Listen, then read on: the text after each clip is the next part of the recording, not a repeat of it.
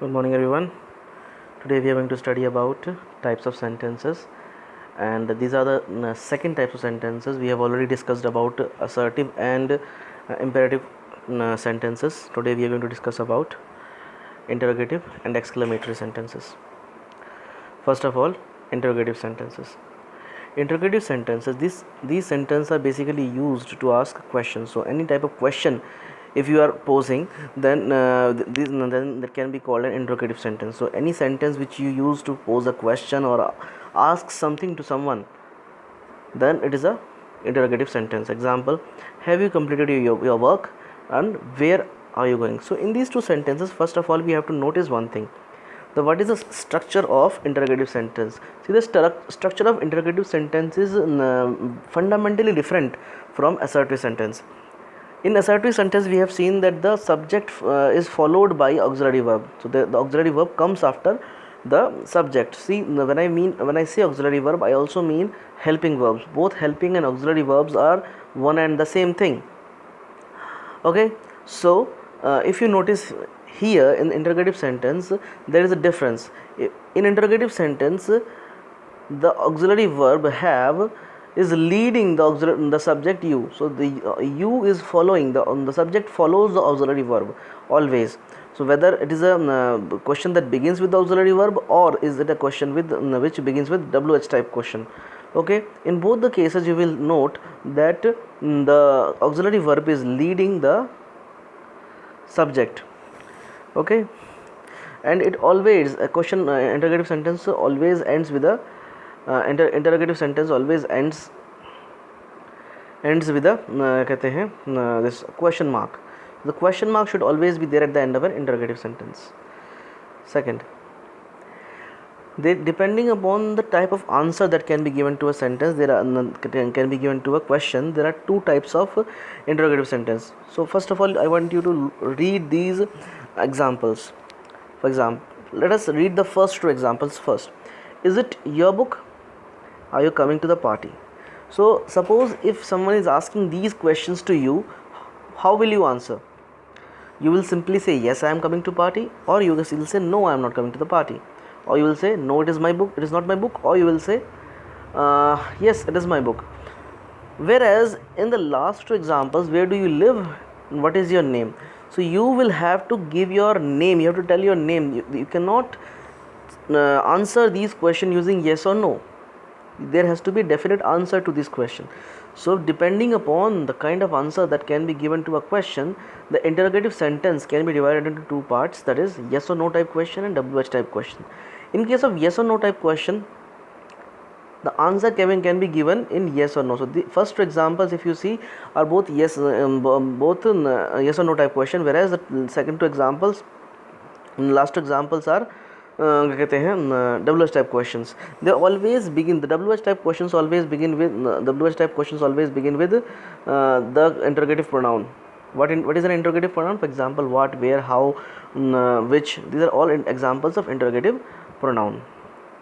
Okay, moving on. Now you have to notice that the interrogative sentences, especially the yes or no type question, have a different structure as compared to the WH type question. The yes or no type question, if you see, will always begin with the auxiliary. There is no WH type, no interrogative pronoun at the beginning of these sentences. Instead, the sentence they directly begin at the with the auxiliary verb. Okay, so you can say this is the first sign of a yes or no question. If you are asked to identify a yes or no type question, you can just identify by seeing the question, how it begins. Secondly, the WH type question begin with interrogative pronouns. So WH type questions always begin with interrogative pronouns. So I have already told you what interrogative pronouns are. Okay, however, these interrogative pronouns are used in particular situation and with particular objects. For example, who, whom and whose are used only in case of people. So when we are referring to a person in the question, then we use whose, whom and who. For example, whose bag is this? So this bag must be belonging to a person. So that's why we use whose. Whom do you want to meet? So this person wants to meet another person. Okay, that's why we have used whom. So the reference in the question is about a person. So that's why we always use the interrogative pronoun whose and whom. Similarly,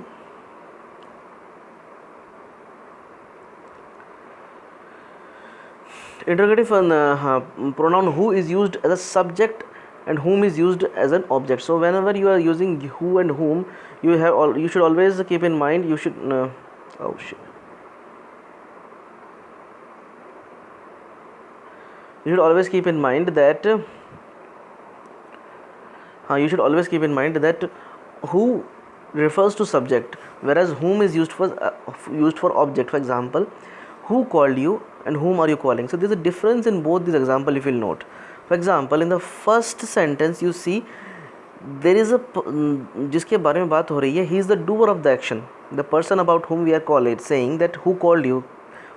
So we are asking about the doer of the action, who did call you, who the action of calling was not made by you, whereas it was made by some other person. So you are the subject here, so you are the object here. Okay, similarly, whom are you calling? In this case, you are the doer of the action and the action of calling is being done upon someone else. So that person becomes the object of our action. So that's why we use whom. Understood? Next, nowadays in informal conversation, who commonly used instead of whom. So while we are using it informally means in common usage, in common language, we can use who in both the cases. For example, whom does she want to meet and who does she want to meet, both are correct when you are using it informally, but in official matters we maintain the rule. Okay. Next, what and which are used with both with person and things. So when we are using the interrogative pronouns what and which, so you have to keep in mind that they are used with both with person and things. What especially is used to inquire the profession of a person when it is referred to a person. So when what is referring to a person, it is used to inquire the profession of a person, whereas when it is used with things, it is simply used to identify the thing. For example, what is he? So we are meaning to ask what position, what designation does this person have. So we can say that he is a doctor, or he is an engineer, or he is an MD. Okay. What is in the bag? So my clothes are in the bag. So in the first example we see what is referring to a person, whereas in the second example we see that what is referring to things. We have read that which is also used to refer to things, but when which is referring to things, it is referring to any one particular thing in a group. So when we have to refer to one particular thing in a group, then we use which. Okay. Whereas similarly, even when we are using for when we are using which for a person, even then we use which to show any one particular person in a group. For example, which is your bottle? So in a number of bottles, which one bottle is yours? Okay. Similarly, which of the boys is ready to play? So among a group of boys, which boy is ready to play is being asked. Interrogative adjectives are also used to ask questions. So apart from interrogative pronouns, the interrogative adjectives can also be used. So there is a difference between interrogative adjectives and interrogative pronouns. Interrogative pronouns are used in place of nouns, whereas interrogative adjectives are used to qualify nouns. For example, in case of snacks, what snacks is said, what snacks do you prefer? So we are asking about one particular brand of snacks. Okay, यहाँ पे जो what है, it is not acting as a pronoun, it is acting as an adjective. What snacks do you like? So it's a particular snack. You can like for example, any snack you want, you can like. So you are trying to define the snack. You are trying to define the snack which you will like. Which girl? So which girl is the captain? So among a group of girls, we are asking which is the girl who is a captain. So we are trying to categorize the girls. We are trying to tell the quality of one particular girl which will differentiate her from the group. Okay, so this is also the use of, so we see that interrogative pronouns can also be used in place of interrogative adjectives can also be used in place of interrogative pronouns. Next is exclamatory sentences. These sentences help us to communicate strong feelings of surprise, admiration, appreciation, and wonder and shock. So exclamatory sentences help us show a strong intense feeling and of surprise and admiration when you admire someone, when you are surprised, when you appreciate wonder or shock. So these all emotions are basically expressed with the help of exclamatory sentences. So first the example, what a beautiful baby he is. So we are wondering that what a beautiful baby it is. Okay, so if we notice that there is a difference in the case of structure, in the case of structure of exclamatory sentence as well, from the assertive sentence. In assertive sentence we have seen that the subject comes at the beginning, whereas here we see the subject comes at the end. So an exclamatory sentence always begins with what or how. So these are the characteristic features of an exclamatory sentence. So it always begins with what and how or how. It is followed by an exclamation mark. So there will always be an exclamatory mark at the end of it. For emphasis, the order is altered. So in order to give emphasis, in order to give importance to something, so here importance is given to beautiful. The fact that the baby is beautiful is more important than the baby itself. So that's why the beautiful is giving, the adjective beautiful is given importance. That's why the order, that structure, at the beginning of the chapter I said that sentence is a group of words which is arranged in a way so as to convey the proper meaning.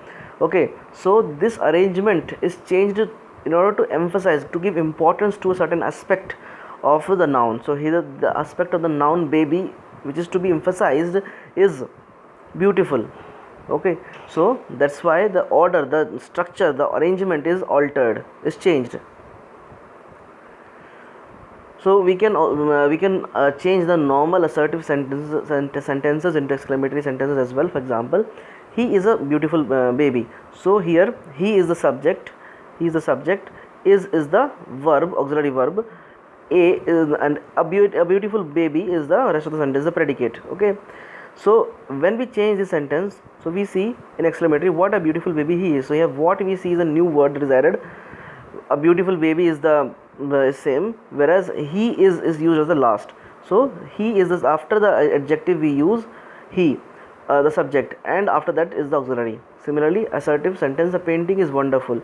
The painting is the subject here, so it comes at the end in the exclamatory sentence, how wonderful the painting is. So being wonderful is more important, so it is placed before the painting. And there is also a new word that is added here, that is how. And here I made a mistake, at the end there will be exclamatory sentence. So wait, so there should be an exclamatory sentence, exclamatory